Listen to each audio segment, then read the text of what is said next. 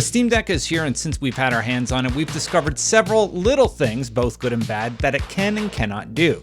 Here's a roundup of the most unexpected things we discovered during our first week with the Steam Deck. Please note the time this video was published, as we've discovered the Steam Deck is constantly evolving, and some of these may change in the future.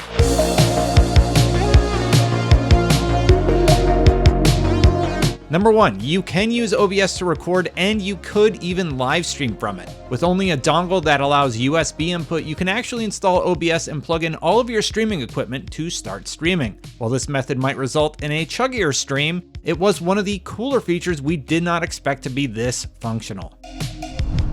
You can use it as a work PC. Even though Windows didn't have any graphic drivers available the entire duration of our early access, it did come with a built-in Steam version of Linux. And the desktop Linux environment is similar to Windows. Once you figure out how to install things, you can simply install Chrome or keep using the pre-installed Firefox for all of your online needs. Now that most of us use Slack, Google Docs, and other browser-based applications, it's not that much of a stretch to use your Steam Deck in a pinch. Hey, I even wrote the script for this video on my Steam Deck.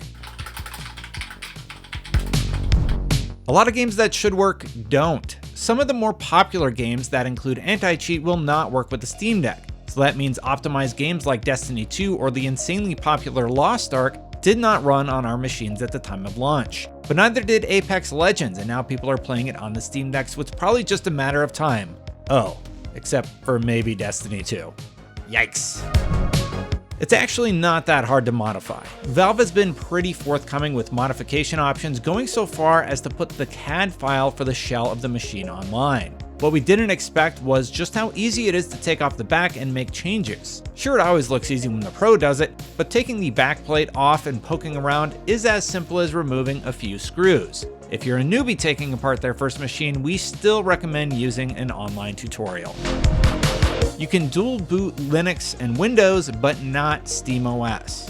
Kind of odd, but you can use a boot manager to install Windows on one partition and Linux on another, but the only downside is that SteamOS can't be one of them. SteamOS requires the entire disk to run, and itself has 8 partitions. But if you wanted to use desktop or big picture stream in Linux or Mint or any other Linux distribution and have what's actually a pretty quick, if a little underpowered Windows machine, you can achieve your dreams of using the boot manager of your choice. Just remember though, if you do reinstall SteamOS, you'll have to format the entire drive.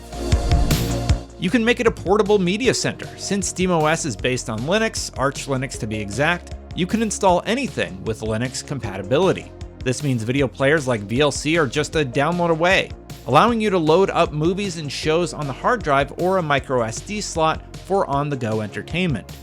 There's even a Linux version of Spotify, so as long as you have a hotspot to connect to, you can stream music and podcasts as you would from any other portable device. You can become an elite hacker with it. If you have any knowledge of Linux, the Steam Deck is a wide open platform for you to do as you please. Just add yourself as a super user and delve deep into the depths of Linux through its command line in desktop mode. You can even load up programs like Wireshark to monitor your network traffic or just impress your friends with your sudo skills. Just remember it's based on Arch Linux now, so you'll need to become familiar with the Pacman package manager. Does any of this make sense to you? If so, the world is your portable oyster now. You could even install an open source emulator for systems like C64, MS-DOS, and live out your 1980s cyberpunk dreams. Those are the most unexpected things we discovered that you can and can't do with the Steam Deck. What has surprised you about Valve's portable handheld? The fact that it runs Elden Ring pretty well, for example? That surprised me. Let us know in the comments, and for everything else Steam Deck related, you're already in the right place. IGN.